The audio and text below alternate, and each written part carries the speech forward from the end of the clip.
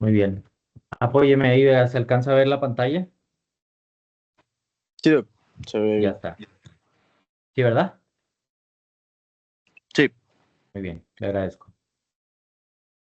Nada más pongo aquí en mi celular por si me envían alguno de ustedes un mensaje, que no haya ningún problema. Muy bien, en la última sesión terminamos con los temas de amplificación, en donde vimos tres principales temas que fueron la PCR, fue el uso de la técnica de reacción en cadena de la ligasa y cerramos con este tema de clip PCR. El día de hoy vamos a continuar con uno de los últimos temas del segundo parcial y en este caso vamos a hablar de lo que es el tema de secuenciación. De entrada, nosotros debemos de definir qué significa cuando hablamos de secuenciación de material genético o secuenciación del DNA. Y es muy sencillo. Las palabras clave que nosotros vamos a utilizar para definir secuenciación es que va a haber un proceso en el cual vamos a seguir trabajando con material genético, pero en este proceso nosotros vamos a conocer una secuencia exacta de ciertos nucleótidos y para eso yo tengo que ordenar esa secuencia para que al final de cuentas yo pueda identificar una molécula de DNA de algún organismo de interés, de algún agente infeccioso que esté afectando a lo que sea algún paciente, etcétera. Entonces, la secuenciación es eso. Vamos a ver una serie de pasos en el cual vamos a llegar a un fin que tiene una finalidad en donde nosotros vamos a ordenar una secuencia de nucleótidos para conocer una molécula de DNA. Eso es la definición principal de lo que es secuenciación. Y para eso la secuenciación debe de cumplir tres principales pasos y pregunta de examen teórico. Esos principales pasos son, el primero de ellos, generar nuevos fragmentos o tener la síntesis de fragmentos nuevos de DNA. Un segundo paso de manera general es que esos fragmentos generados los debemos de separar en una electroforesis en gel de agarose. Y una vez que tenemos separados esos fragmentos, nosotros debemos ahora sí ordenar de manera muy puntual todos esos nucleótidos que vayamos a separar nosotros para determinar la secuencia que vaya a ser de mi interés. ¿Por qué comento estos pasos en general? Porque son pasos que deben de cumplir toda técnica de secuenciación y vamos a ver más adelante que dependiendo de la técnica que nosotros abordemos, vamos a involucrar estos tres pasos de manera general. Ahora, la secuenciación debemos de darle una importancia y lo vamos a ir viendo conforme avancemos en las distintas diapositivas. Es que lo vamos a seguir trabajando para identificar el material genético que pueda estar presente en una muestra y obviamente conocer nosotros qué agente causal es el que está afectando a dicho paciente. Entonces nosotros podemos detectar cambios específicamente a nivel de nucleótidos. Esto quedémoslo muy claro, porque en el tercer parcial vamos a ver cambios que ocurren directamente a nivel de una molécula de DNA, si estoy hablando de un tema de epigenética, pero nosotros aquí en secuenciación vamos a ver, y obviamente me voy adelantando, que los cambios o las detecciones a nivel molecular las vamos a ver a nivel de nucleótidos. Y para eso nosotros tenemos tres aplicaciones de importancia clínica o de importancia médica dentro de la secuenciación, en los cuales yo las sintetizo, resumo en estas tres principales aplicaciones. No son las únicas, pero sí de un mayor impacto, de gran impacto. El primero de ellos, la palabra tipificación. Recuerden ustedes que si nosotros utilizamos la palabra tipificación, se refiere o es un sinónimo de que nosotros podemos identificar algún agente infeccioso o algún agente causal. Posteriormente, nosotros vamos a tener lo que es la detección de diferentes mutaciones. Eso también es una aplicación dentro de los temas de secuenciación. Y otra es que, ¿qué estrategias podemos utilizar dentro de estas técnicas de secuenciación que nos sirvan a nosotros para generar un posible tratamiento? Entonces, a resumidas cuentas, estas tres aplicaciones son las de mayor importancia y las vamos a ver, valga la redundancia, aplicadas en las diferentes técnicas, al menos en este tema. ¿Vale? ¿Cómo vamos a dividir la clase? La sesión de hoy la vamos a dividir en que tenemos dos grandes grupos. Vamos a tener los grupos clasificados, perdón, como secuenciación directa y vamos a ver dos variantes principales de la secuenciación. De la primera parte o este primer grupo de clasificación de secuenciación directa, vamos a tener una subdivisión, perdón, en secuenciación directa manual y secuenciación directa automatizada. La primera mencionada, que es la secuenciación directa manual, vamos a tener dos tipos de metodologías o técnicas aplicadas a una secuenciación directa manual. Vamos a abordar una secuenciación conocida como secuenciación química o conocida por el nombre de los científicos que llevaron a cabo estos experimentos, que es Maxam Gilbert. Otra secuenciación dentro de la clasificación de secuenciación directa manual es la secuenciación Dideoxy o también conocida como secuenciación de Sanger. Y luego vamos a tener una subclasificación dentro de la secuenciación directa, que es la secuenciación automatizada.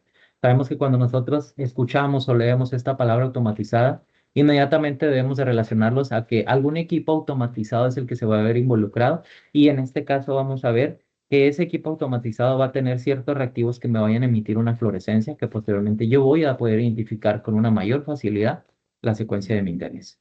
Y por último, las dos variantes que vamos a mencionar, una de ellas va a ser la secuenciación de ADN con bisulfito y vamos a indagar un poquito más en el procedimiento, en los reactivos y las enzimas utilizadas para la pirosecuenciación. Entonces, voy a ir avanzando y abordando los puntos clave que vamos a tocar de estos temas de secuenciación. Entonces, si hay alguna duda, con mucho gusto me pueden interrumpir, Vega y compañía, los que estemos ahí. Me puede interrumpir, me puede preguntar por si levantan la mano y no veo, es porque mi pantalla no puedo ver esa parte, pero aquí estoy pendiente de mi celular en el chat por si alguien pregunta o vuelvo a insistir, puede abrir el micrófono y con gusto me pueden interrumpir. Vámonos con la primera parte. ¿Qué características necesito yo saber, conocer sobre la secuenciación directa? De entrada, y el mismo nombre me lo dice, pues va a ser una técnica, una determinación que me va a identificar de manera directa el orden de la secuencia de nucleótidos. Para eso debe de cumplir puntos específicos. Perdón, chicos, me dice Carrillo. Buenos días, profe. Mi compañera Nayeli no puede entrar a clase, creo que es porque no está en el grupo de Teams. Hágame un favor, Carrillo. Copie el link de aquí de esta reunión para que se lo pase. Aquí se lo voy a pegar en el chat de un momento.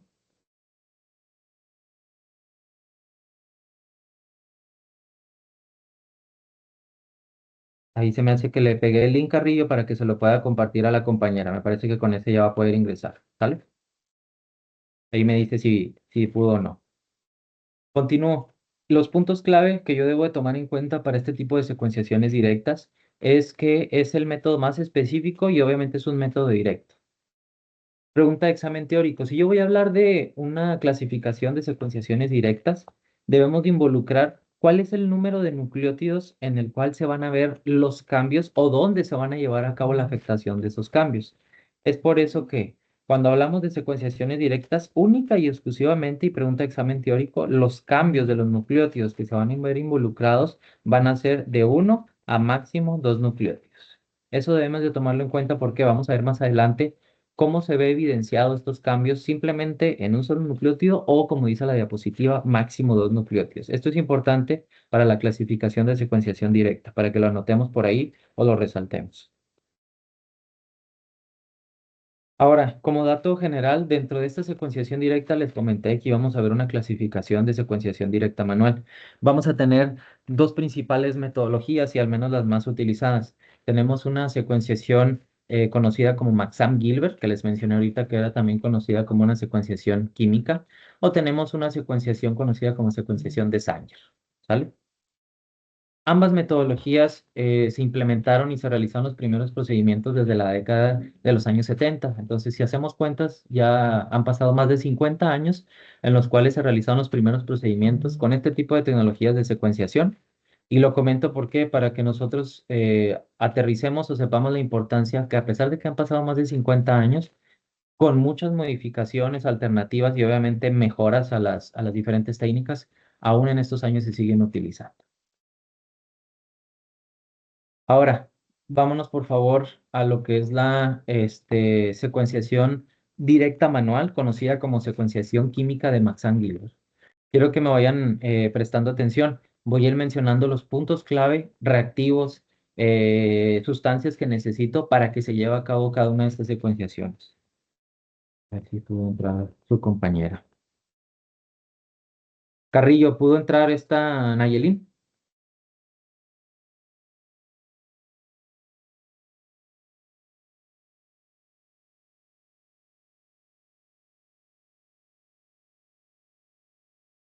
Esta primera metodología, nosotros requerimos, dice Guerrero. Está la llamada y en la WhatsApp va y viene y eso sé que no se nos cortan no podemos ver la clase con otros compañeros. Sí, Guerrero, si pueden estar ahí con otros chicos, ahorita como quiera, al final de la sesión en la actividad, si en caso de que nos llegue a agarrar el internet me dicen para poder contarles en cuenta la evidencia que vamos a hacer hoy. Pero sí, sin problema, Carlos. No, no la deja. A ver,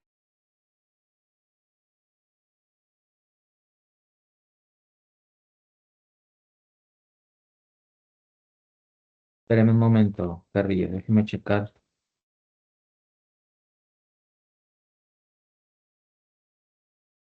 para compartir la invitación a su compañera. En un momento, chicos. Un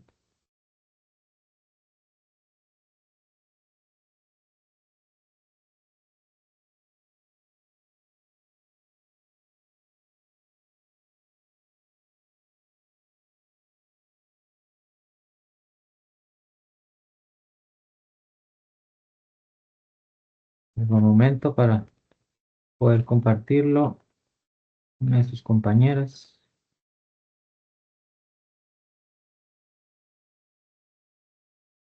El enlace. Listo. Carrillo, ahí en el chat de Teams volví a copié, perdón, el enlace de esta reunión, entonces ahí sí me ayuda a enviarla, ¿sale? ¿Qué es lo que necesitamos nosotros para llevar a cabo una metodología de secuenciación directa manual? En este caso vamos a hablar de la secuenciación química conocida como Max-Gilbert. Podemos trabajar con una molécula de DNA de cadena sencilla o de doble cadena. Eso significa que podemos trabajar con ambas cadenas de la estructura molde del DNA o simplemente con una sola. Una de las características principales de la secuenciación química de Maxam-Gilbert es que uno de los extremos de los nucleótidos tiene o debe de estar marcado con una sustancia que emita radiación. Esto es importante y más adelante vamos a ver cómo se va a ver expresada o evidenciada esa radiación. ¿Qué otra cosa? Si la secuenciación lleva por nombre o uno de los sinónimos de Maxam Gilbert es secuenciación química, de entrada me está diciendo que alguna o algunas sustancias químicas van a verse involucradas. En este caso, nosotros vamos a ver que los tubos en donde voy a hacer mi mezcla de reacción, cada uno de esos tubos va a contener una sustancia química diferente. Y esa sustancia química diferente me va a ayudar a separar cada uno de los nucleótidos que existen en mi molécula de DNA. Por eso, y pregunta de examen teórico, hay cuatro sustancias químicas que yo voy a utilizar y ahorita más adelante voy a mencionar para poder separar y ordenar cada uno de los nucleótidos involucrados.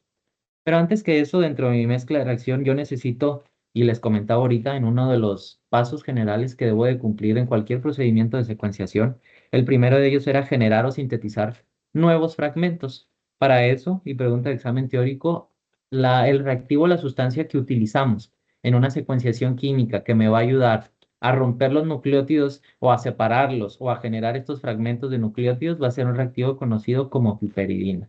Repito, aquí en la diapositiva coloco la estructura y el nombre del reactivo que me va a ayudar a generar esos nuevos fragmentos que se traduce a romper o separar los nucleótidos que yo necesito para posteriormente correrlos en un gel.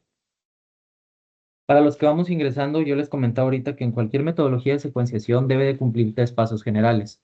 Primero, generación o síntesis de nuevos nucleótidos. Segundo, esos fragmentos correrlos o separarlos en un gel de electroforesis. Y tercero, poder ordenar la secuencia exacta de esos nucleótidos para identificar mi molécula de interés.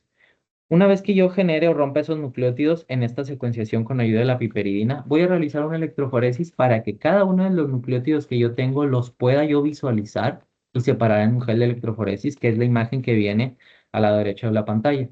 Si se fijan, vienen las letras A, T, G y C. Recuerden que cada una de esas letras corresponde a cada uno de los nucleótidos que corresponde o que conforma la molécula de DNA. Sabemos que la A es para adenina, timina, guanina y citosina respectivamente. Ahora, yo les comenté ahorita que esta secuenciación de Maxam-Gilbert es conocida como secuenciación química y estoy dando hincapié y obviamente lo señala en la diapositiva con negritas, que yo necesito cuatro sustancias en cuatro tubos diferentes para yo separar los nucleótidos de una manera individualizada. Pregunta de examen teórico, ¿cuáles son las sustancias químicas que voy a utilizar en una secuenciación química de Maxam-Gilbert? Son las siguientes sustancias. En uno de mis tubos, en mi primer mezcla de reacción, voy a adicionar una sustancia conocida como dimetilsulfato. Esa sustancia me va a ayudar a separar uno de los nucleótidos que está dentro de mi molécula del DNA y en este caso el dimetilsulfato única y exclusivamente me va a separar el nucleótido conocido como guanina. para que no se nos olvide. Siguiente, ¿qué otra sustancia química voy a utilizar? Voy a utilizar otra sustancia química que es conocida como ácido fórmico. Pregunta de examen y obviamente como viene en la diapositiva, les pregunto a ustedes, ¿qué nucleótido o qué nucleótidos me va a ayudar a separar el uso de la sustancia química conocida como ácido fórmico? Los nucleótidos involucrados o los nucleótidos que voy a poder separar con ayuda del ácido fórmico va a ser la guanina y la adenina. A lo mejor ustedes aquí se pudieran preguntar, ¿sabe qué, doctor? Pero ¿por qué en el dimetilsulfato únicamente separa un nucleótido, o puedo tomar un nucleótido, y en el ácido fórmico se puede observar los cambios en dos nucleótidos? Yo les comentaba ahorita que una de las características de la secuenciación directa es que los cambios o las modificaciones se van a ver afectados en uno o máximo dos nucleótidos. Es por eso aquí que dependiendo de la sustancia química que yo utilice, puedo separar únicamente o puedo ver el cambio en un nucleótido o máximo hasta dos. Siguiente ejemplo, tercer sustancia química utilizada en la secuenciación de Maxam-Gilbert y estoy hablando de la hidracina. Si les pregunto a ustedes en el examen, al utilizar hidracina como sustancia química en este tipo de secuenciación, mencione el nucleótido de los nucleótidos en el cual gracias a la hidracina se van a poder separar o en este caso van a poder precipitarse en la mezcla de reacción. La respuesta correcta van a ser dos nucleótidos. Si yo utilizo la hidracina, los nucleótidos que van a poder ustedes separar va a ser la timina y la citosina. ¿Qué pasa si nosotros agregamos una concentración de sal a esa hidracina? Ok, vamos a únicamente a excluir lo que es un solo nucleótido o la precipitación de un nucleótido y en este caso, y vuelvo a repetir la pregunta, ¿qué pasa si a esa hidracina yo le agrego una cierta cantidad de sal? El único nucleótido que yo voy a poder romper o separar, o en este caso precipitar en mi mezcla de reacción, va a ser el nucleótido conocido con la letra C, que es la citosina. Duda, chicos, hasta aquí, para los que vamos ahí incorporándolos o los que ya estamos desde el inicio de la presentación, estamos viendo la primer tipo de secuenciación de las cuatro que vamos a ver a continuación. Y en esta secuenciación que es conocida como secuenciación de Maxam-Gilbert, lleva otro nombre que es secuenciación química. Y como su nombre nos lo dice, vamos a utilizar cuatro sustancias químicas para poder separar ciertos nucleótidos específicos y que posteriormente nosotros los podamos ordenar. Dudas, muchachos. Hasta aquí vamos bien. Esta tablita es crucial. Esta tablita yo la pregunto en el examen, entonces aquí va a estar la grabación de por medio. Ya después pueden ustedes tomar una captura, pero esta necesitamos aprender. ¿Hay algún comentario hasta aquí? Carrillo dejó entrar a su compañera Nayelin, ya estamos aquí en el chat.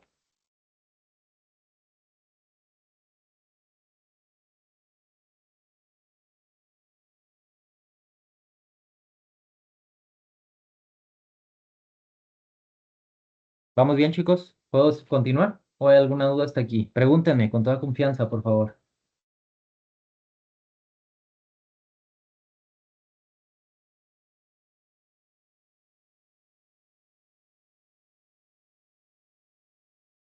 Muy bien. Pasamos al siguiente tema de los tipos de secuenciación y en este caso vamos a otra secuenciación directa manual y esta es conocida como secuenciación dideoxy o secuenciación de Sanger. Aquí voy a hacer un paréntesis. En la diapositiva yo coloco otros sinónimos respecto al nombre de esta secuenciación. La secuenciación dideoxy también es llamada secuenciación de Sanger o también la podemos encontrar con el nombre conocida como secuenciación o método de terminación en cadena. ¿Por qué lo comento? En el examen puedo utilizar cualquiera de estas terminologías. Puede ser que les pregunte tipo de método de terminación en cadena en el cual tal, tal, tal. Entonces ustedes no me vayan a salir con que, oiga, ¿sabe qué, doctor? Es que no vimos el método de terminación en cadena. Bueno, lo vamos a ver. Por eso les estoy diciendo que la secuenciación de Sanger o secuenciación de Deoxy es lo mismo que si yo me refiero al método de terminación en cadena. Y ahorita vamos a ver por qué. De esta parte, obviamente, la secuenciación de Sanger, el nombre proviene del apellido del científico que realizó los primeros experimentos de esta metodología, y me refiero al científico británico conocido como Frederick Sanger. Aquí doy un dato un poco más específico que data del año 1977, entonces casi 50 años después, este tipo de metodologías todavía se sigue utilizando. ¿Estamos? Hola, Guerrero. Sí, yo sé, ya me había copiado el mensaje de arriba. No hay ningún problema que estén conectados con los demás chicos. Gracias.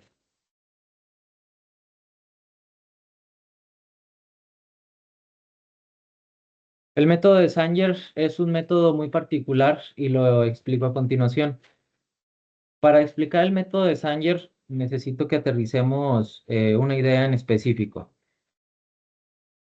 Sabemos que la molécula de DNA es una doble hélice en el cual esa doble hélice, cada uno de los nucleótidos involucrados en el esqueleto de esta estructura o de esta molécula de DNA, cada uno de estos nucleótidos está unido mediante un enlace fosfodiéster.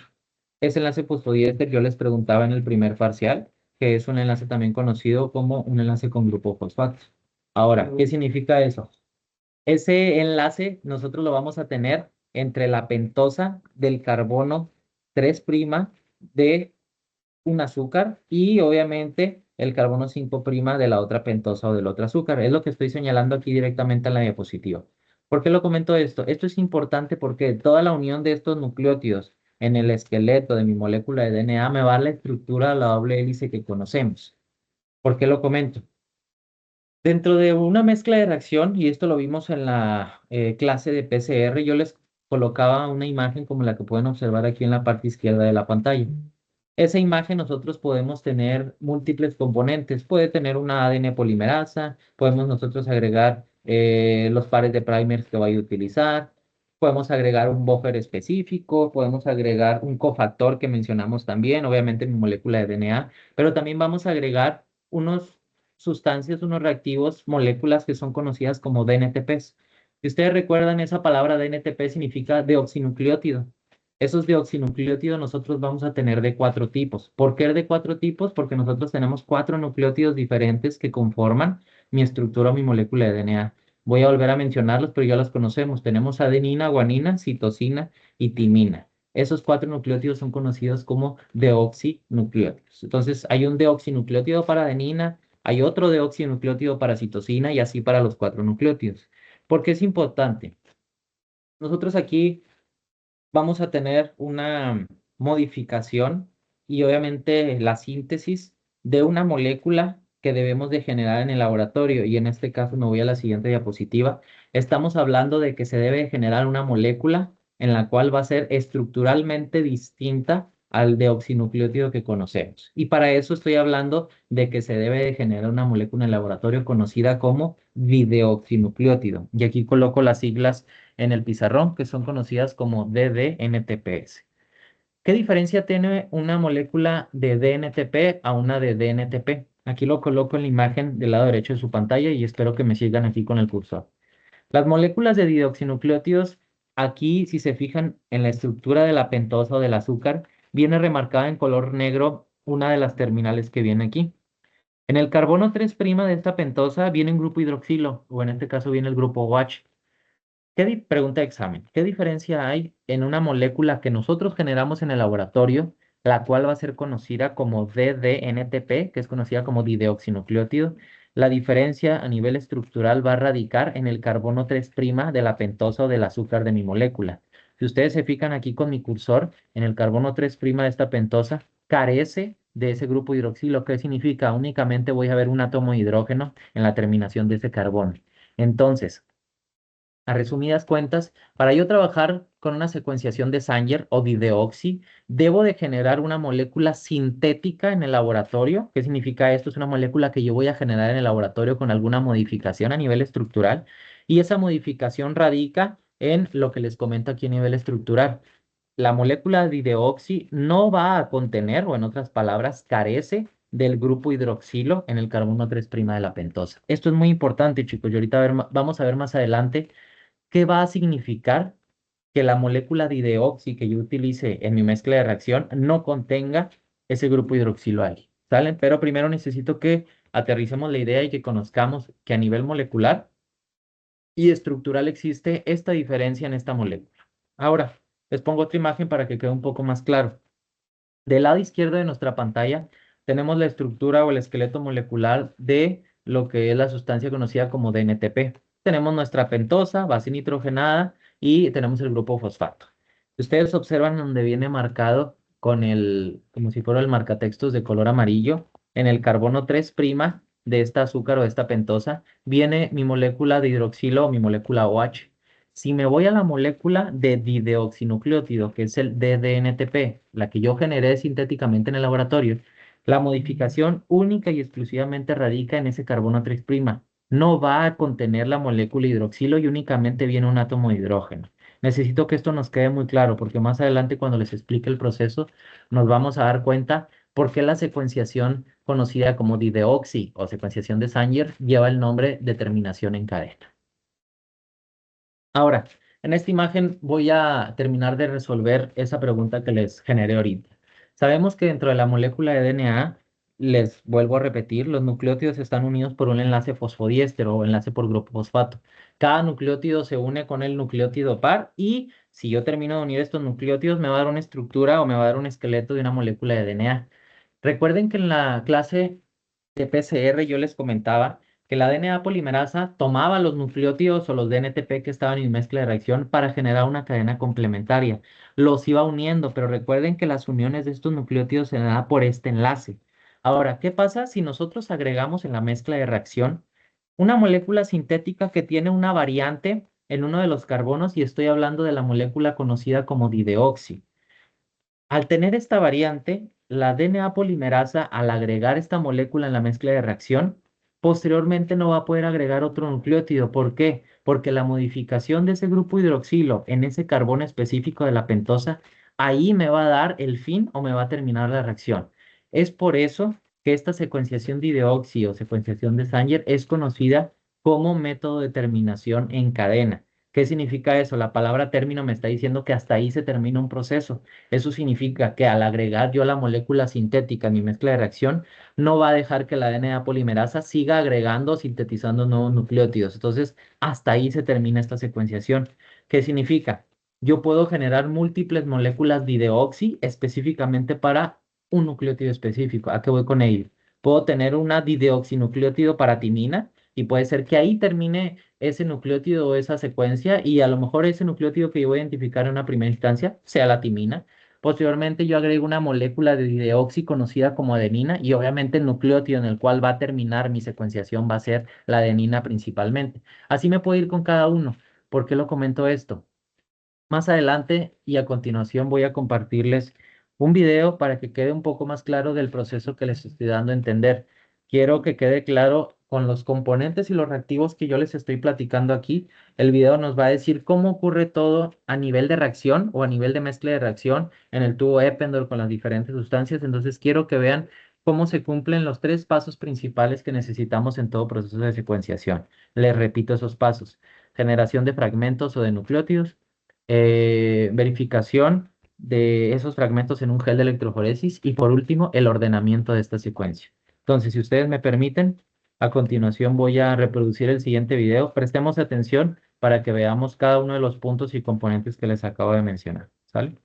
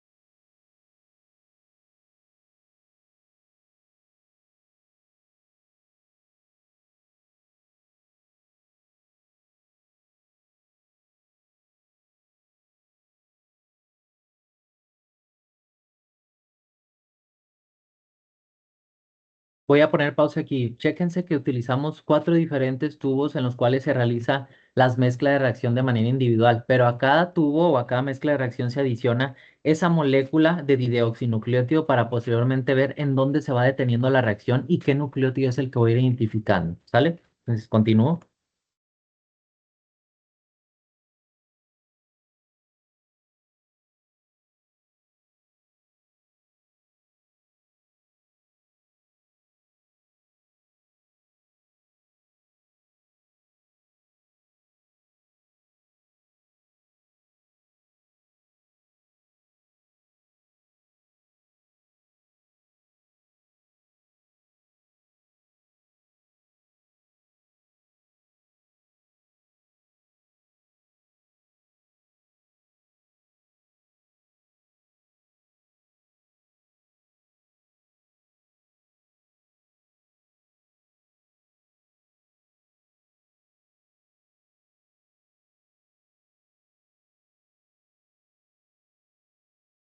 Verifiquen que vamos a cumplir el segundo paso que les decía de los procesos de manera general.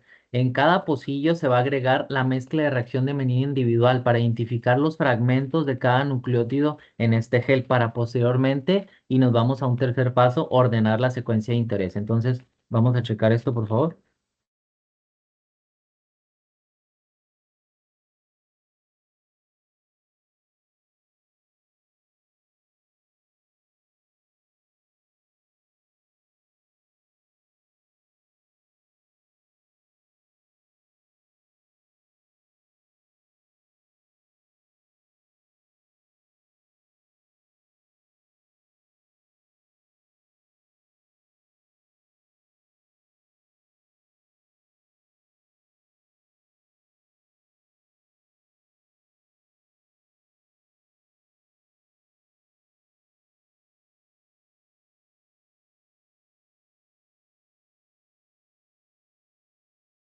Ahora, quiero que se fijen en esto. Ya el segundo paso se está cumpliendo, que es correr los fragmentos generados en un gel de electroforesis. El último paso es ordenar la secuencia. Normalmente sabemos que las secuencias y las vamos a ordenar por tamaño o peso molecular. ¿Qué significa? Voy a ordenar los fragmentos o los nucleótidos de menor a mayor tamaño molecular. Recuerden que cuando yo corro un gel de electroforesis, los fragmentos que me quedan hacia la última parte o viajan con mayor facilidad en mi gel o que están aquí en el fondo son los fragmentos que tienen menor tamaño o peso molecular. En cambio, o a diferencia de los fragmentos que se quedan en esta posición superior o arriba en el gel, son los que presentan mayor tamaño. Entonces les pregunto, y viene a continuación esa respuesta, ¿cómo va a quedar el ordenamiento de los fragmentos de mis nucleótidos para generar una secuencia? Lo vemos a continuación en el video.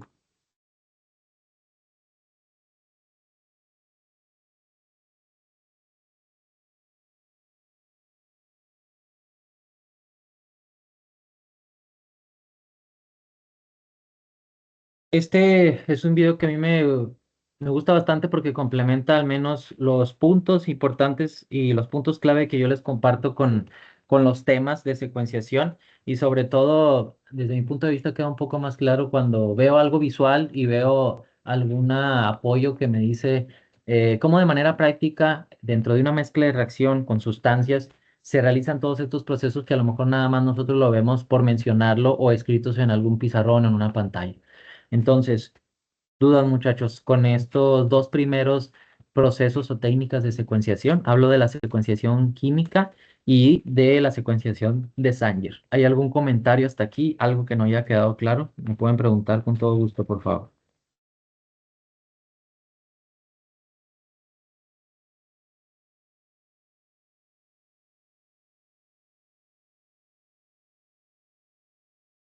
¿Duda, chicos?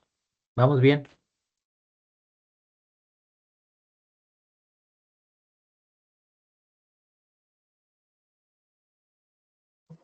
No, profe.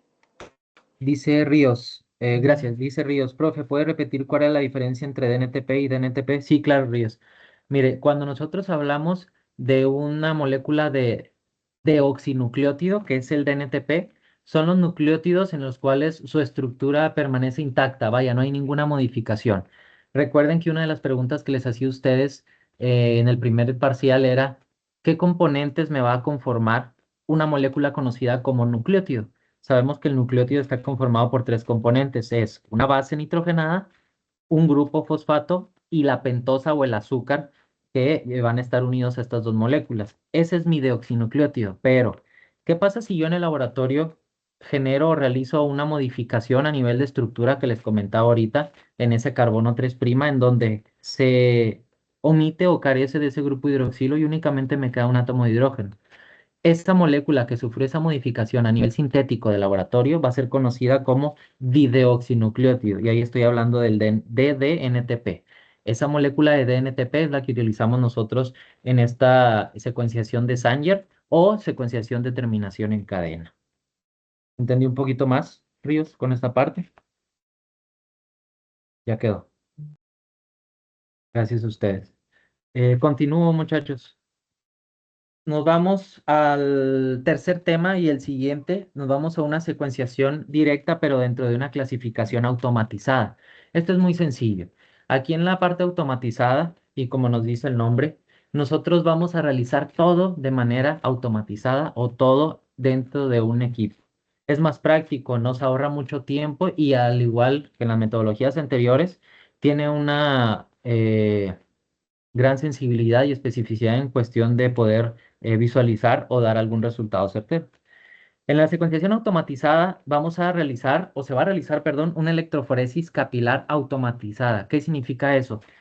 La electroforesis se realiza dentro del equipo. No necesito preparar geles como ya lo hemos hecho nosotros en el laboratorio o como lo he mencionado en las clases teóricas. Aquí en la secuenciación automatizada, vuelvo a repetir para que nos quede claro, no voy a preparar nada manual, todo está dentro de un equipo. Y para eso, para yo poder visualizar cada nucleótido específico y que me diga qué nucleótido es el que va saliendo en cada reacción, voy a utilizar un reactivo fluorescente. Va a haber un reactivo fluorescente para cada nucleótido y ese reactivo fluorescente me va a decir qué nucleótido es el que va siendo detectado, valga la redundancia, por el detector que se va a encontrar al interior de mi equipo. Y con esta imagen quiero explicar, y obviamente es más práctico y gráfico, lo que me refiero con secuenciación automatizada. Entonces, préstame atención con esto. Sabemos que tenemos 4 moléculas de nucleótidos. Vamos a utilizar una sustancia fluorescente o que me tiña de un color específico cada uno de los nucleótidos. Según el ejemplo que viene aquí, si se fijan, tengo una sustancia fluorescente de color verde para un dideoxinucleótido de adenina, una sustancia de color azul fluorescente para citosina, una sustancia de color fluorescente amarilla para guanina y una sustancia de color rojo fluorescente para timina. Cuando yo adiciono una muestra y quiero separar cada uno de estos fragmentos, yo le adiciono o le coloco este reactivo fluorescente. ¿Por qué? Una vez que el detector, para la redundancia, detecte o identifique el nucleótido específico, lo va a detectar conforme a la sustancia de fluorescencia emitida. Si se fijan aquí el detector, según la imagen que va hacia abajo, y obviamente hacia el polo positivo, me dice que el primer color que sale ahí es el amarillo. Y yo les dije ahorita que el color amarillo corresponde a un nucleótido y en este caso es la guanina. Entonces me voy a la imagen que viene aquí. Siguiente nucleótido, según la imagen, conforme vaya bajando y llegando al detector, el próximo nucleótido que va a ser detectado va a ser el que viene de color azul y en este caso, según la imagen, me dice que es citosina. Y así me puedo ir con cada uno. Entonces, ¿qué ventajas tiene este tipo de secuenciación automatizada? De entrada, sabemos que los tiempos se van a reducir. El tiempo de espera o de entrega de resultados va a ser mínimo, va a ser óptimo. Entonces, ¿por qué vaya a correr una mayor cantidad de muestras y el tiempo en que voy a dar ese resultado va a ser menor? Pregunta de examen teórico. Una vez que yo utilice este tipo de secuenciación automatizada, los gráficos o el ordenamiento de las secuencias me la va a dar en un tipo de gráfico específico, que es como la imagen que yo observo del lado derecho aquí de mi pantalla. ¿Cuál es el nombre del gráfico en el cual me va a dar el ordenamiento de esos nucleótidos? Ese gráfico, chicos, es conocido como cromatograma. Vuelvo a repetirlo. ¿Cuál es el nombre del gráfico que se va a utilizar en este tipo de secuenciación automatizada que me va a ayudar a poder ordenar los nucleótidos que vayan saliendo gracias a esta señal de fluorescencia? El nombre del gráfico es conocido como cromatograma, para que lo anoten por ahí, por favor.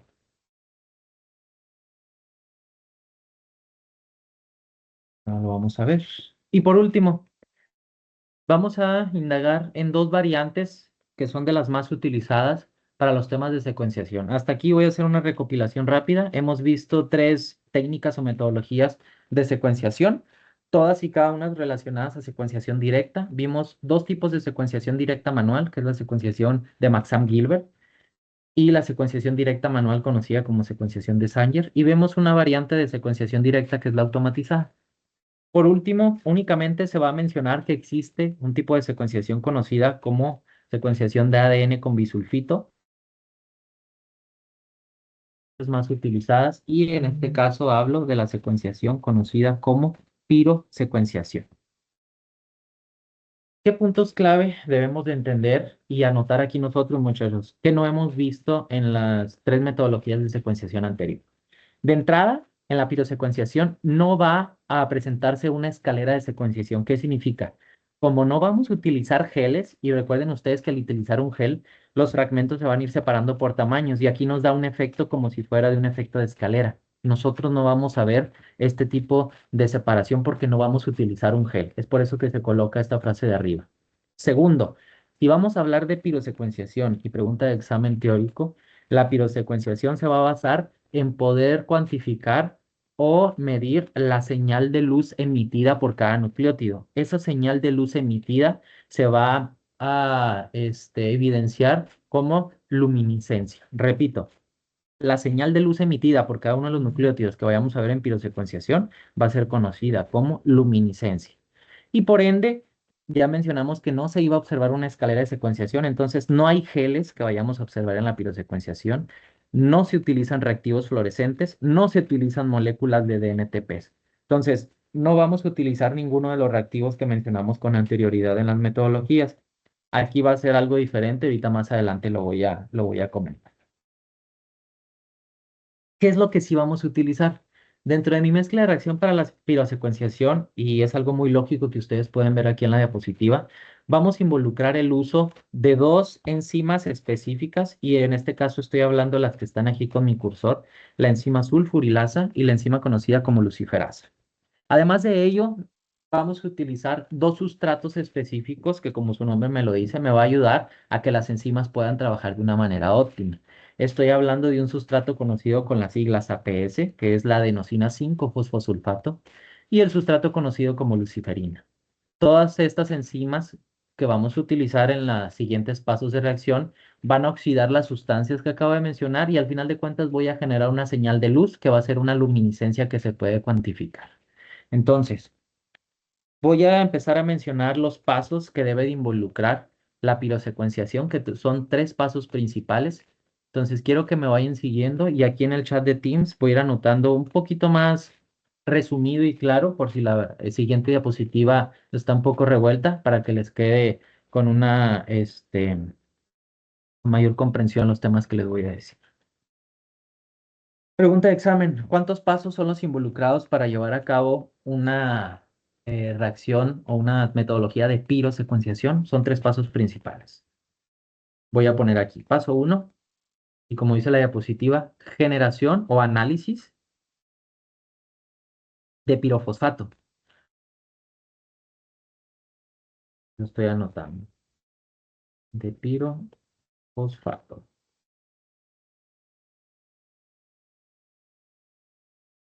Esa molécula de pirofosfato viene identificada con las siglas PPI. En un momento estoy experimentando. Listo. Paso número uno, liberación de pirofosfato. ¿Cómo ocurre eso? Yo estoy trabajando con mis primers, con mis nucleótidos, con mi DNA. Entonces, una vez que ese DNA está en combinación con mis diferentes DNTPs, la acción de la DNA polimerasa me va a liberar una molécula, la cual es conocida como pirofosfato. Es lo único que ocurre en ese primer paso. Y es la molécula que les estoy señalando aquí con mi cursor etiquetada con las siglas PPI. Ese PPI, vuelvo a repetirlo, es conocido como pirofosfato. Ahora, les doy un tip. Toda molécula o todo reactivo que yo les vaya mencionando en la parte final va a ser utilizado como primer paso en el siguiente nivel o en el siguiente paso. Ahora sí. Número 2. Paso 2. Ese pirofosfato que fue liberado va a estar en contacto o se debe utilizar uno de los sustratos que yo les mencioné ahorita. En la mezcla de reacción solamente va a haber dos sustratos. Pregunta de examen teórico. ¿Cuál es el primer sustrato que se utiliza en el paso 2? Estoy hablando de un sustrato conocido con las siglas APS. Ese sustrato ya mencionamos que es la adenosina 5-fosfosulfato. La combinación del pirofosfato más el APS se va a dar gracias a la acción de una enzima conocida como sulfurilasa. Y esa enzima, aquí voy a poner de manera resumida qué es lo que va a ocurrir de un momento. La enzima sulfurilasa va a oxidar las sustancias conocidas como APS y pirofosfato y va a formar una molécula que todos nosotros conocemos. Y esa molécula es conocida como ATP. Ahí se los coloqué en el chat. Vuelvo a repetir. Paso uno, se libera mi pirofosfato, que es mi molécula conocida como PPI. Paso número 2, ese pirofosfato va a estar en contacto, va a hacer una reacción con un sustrato específico que es la adenosina 5-fosfosulfato, que es el APS, y gracias a la acción de la sulfurilasa, únicamente la sulfurilasa, voy a producir una molécula. Y estoy hablando de que se produce ATP. Hasta aquí llevo dos pasos. Siguiente, paso número 3 y lo voy a anotar. Dijimos y les comenté ahorita que como tip, lo último que me salga del paso previo va a ser el primer reactivo que yo voy a utilizar. Y les estoy diciendo que en el paso 2 se produce ATP, ahora ese ATP lo utilizo en una primera instancia en el paso 3. El ATP va a estar en combinación con el otro sustrato que yo les mencioné ahorita dentro de mi mezcla de reacción. Y es muy lógico, si ya utilicé el APS, ¿cuál es el sustrato que me queda? Luciferina.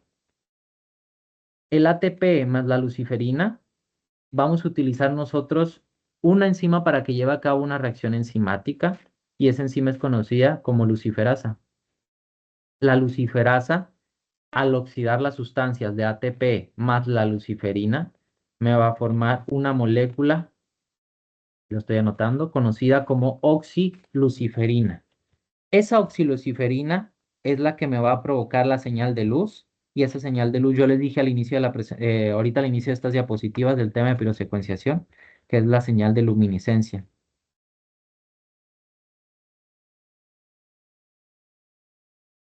Aquí en el chat de la grabación les estoy colocando los tres pasos de manera general por si queda un poco más rebuscado, revuelto la imagen que traigo yo aquí. En la imagen viene más gráfico cada uno de estos pasos, pero yo creo que les va a servir mucho lo que les coloqué en la parte de abajo. Porque en el examen llego a colocarles y a pedirles, obviamente de manera abierta, que me coloquen las reacciones que ocurren en los tres pasos dentro de los temas de pirosecuenciación. Esto necesitamos aprendernos, chicos. Al final de cuentas va a tener un fin o va a tener un objetivo. En la pirosecuenciación es que se genere una señal de luz gracias a esa oxiluciferina.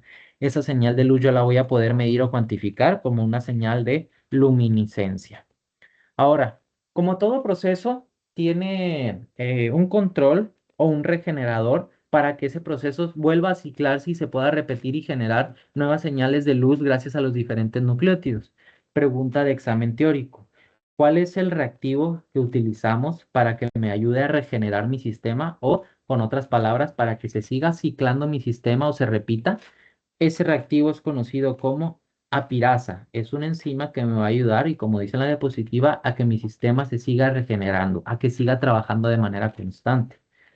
Aquí lo voy a anotar, regenerar mi sistema.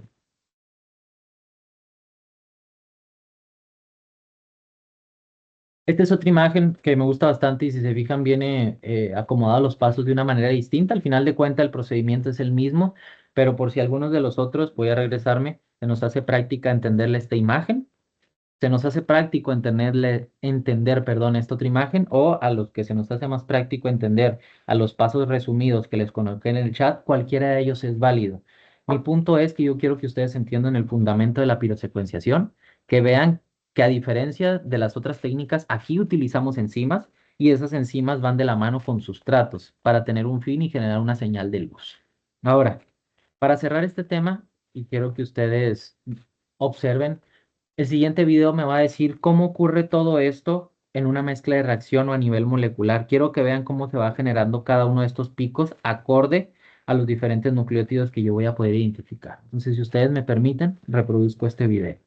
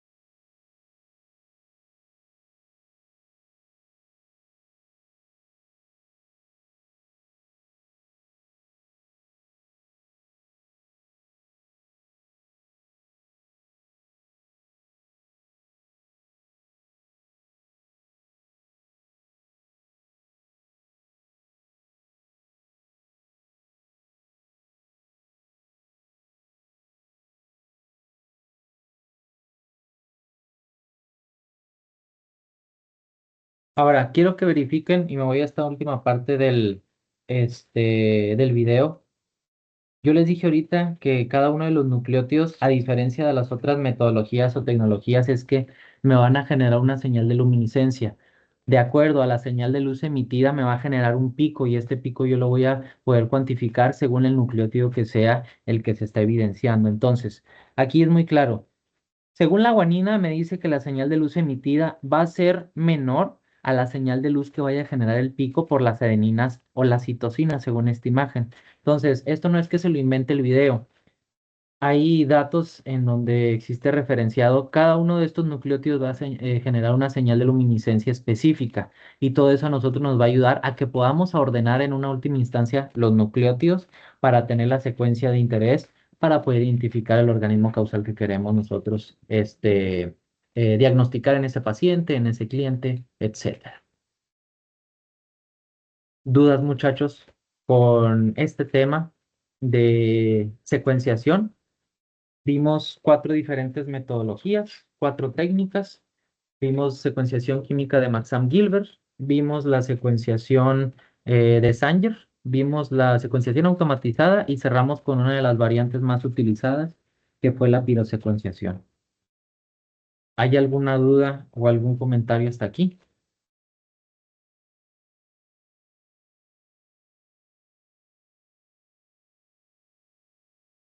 ¿Vamos bien, chicos?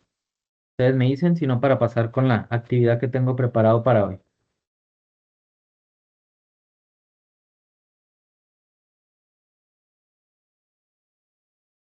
¿No? ¿Todo bien? Va. Gracias, Vega. Déjenme compartir pantalla para poder, en un momento.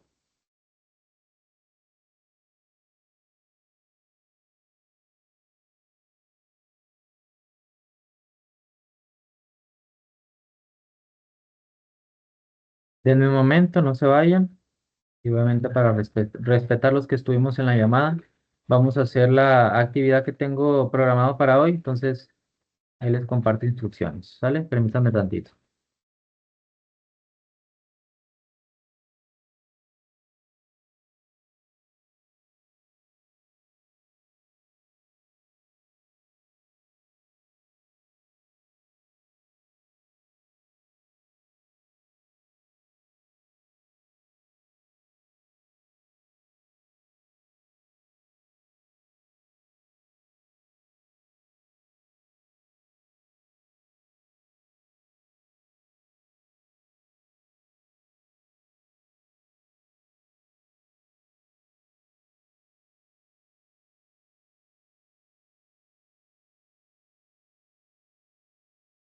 Muy bien. Antes de compartir la actividad, chicos, hagan un favor y obviamente para dejar el registro de las personas de aquí. Yo sé que muchos me mandaron justificante y sé que algunos estamos fuera de la ciudad, no hay ningún problema.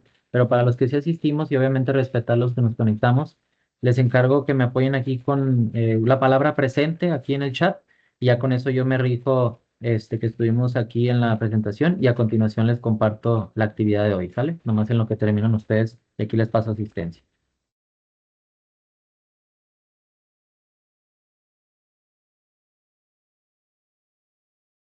Profe, a mí por la red me sacó de la reunión y en el chat no sé por qué no me deja escribir.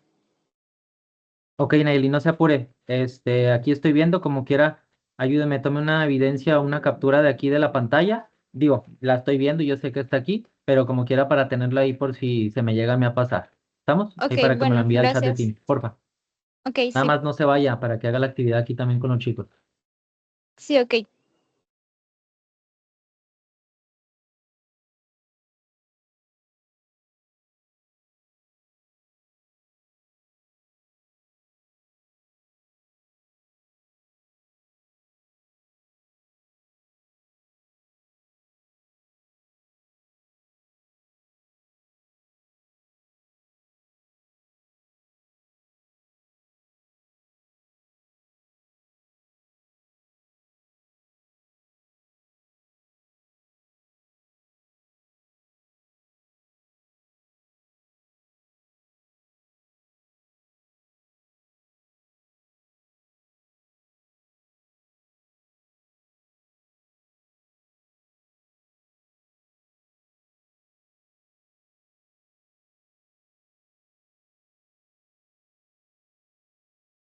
Muy bien, voy a dejar de grabar la presentación.